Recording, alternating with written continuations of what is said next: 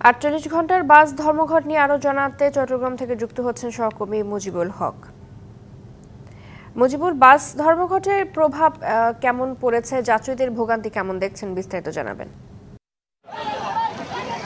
চৈতি, যাত্রীদের যে দুর্ভোগ এবং যে সংকট, গণপরিবহনের যে সংকট, সেটি কিন্তু চরম আকার ধারণ করেছে। আমরা এখন নগরীর শাহ আমানত সেতু এলাকায় আছি। দেখা যাচ্ছে যে গুটি কয়েক বাস আসলে চলছে, যেগুলো নেহায়ত এই যে জায়গাটি, সেই জায়গাটির তুলনায় যাতায়াতের যে সংখ্যা, যে চলার যে সংখ্যা, সেটির চেয়ে একেবারে নগণ্য। এরপরেও এখানে যারা আন্দোলন করছেন অথবা যারা ধর্মঘট ডেকেছেন, তাদের পক্ষ থেকে এই যে যাত্রী নিয়ে আসা বাসটি থামিয়ে দেওয়া হচ্ছে এবং যারা যাত্রী নিয়ে এসছেন সেই যাত্রীদেরকে কিন্তু এখান থেকে নামিয়ে দেওয়া হচ্ছে। কিন্তু যাত্রীরা বলছেন যে তারা এখান থেকে প্রায় 2 থেকে 3 কিলোমিটার যাবেন, 4-5 কিলোমিটার পর্যন্ত যাবেন, বিভিন্ন গন্তব্যস্থল, কর্মস্থলে তারা যাবেন, কিন্তু তাদেরকে যেতে দেওয়া হচ্ছে না। যেহেতু ধর্মঘটটা চলছে, সে কারণে কোনো ধরনের বাস আসলে চলাচল করতে দেওয়া হচ্ছে না। আমরা দেখছি পুলিশের পক্ষ থেকে সর্বোচ্চ চেষ্টা করা হচ্ছে যে সমস্ত বাস আসছে অন্তত যাত্রী নিয়ে, তারা যাতে সঠিকভাবে গন্তব্যস্থলে পৌঁছাতে পারে সেটি তারা চেষ্টা করছেন।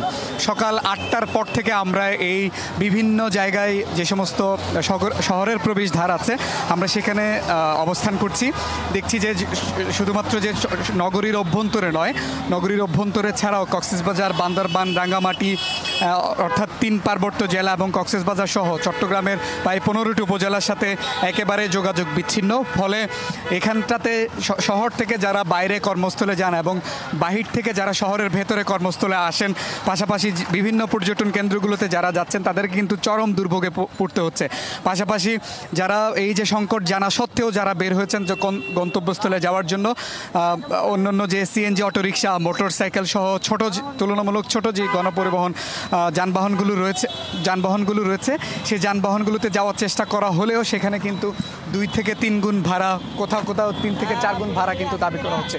তো সব মিলিয়ে হাজার হাজার মানুষ কিন্তু এই যে তাদের গন্তব্যস্থলে যাওয়ার জন্য বের হয়েছেন, তবে তাদের যে কাঙ্ক্ষিত গন্তব্যস্থল সেখানে যেতে পারছেন না, যেহেতু গণপরিবহন একটা চরম এবং তীব্র সংকট চলছে। তো এই ছিল আমার কাছে চট্টগ্রাম থেকে যে ধর্মঘট। মুজিবুল, ধন্যবাদ আপনাকে।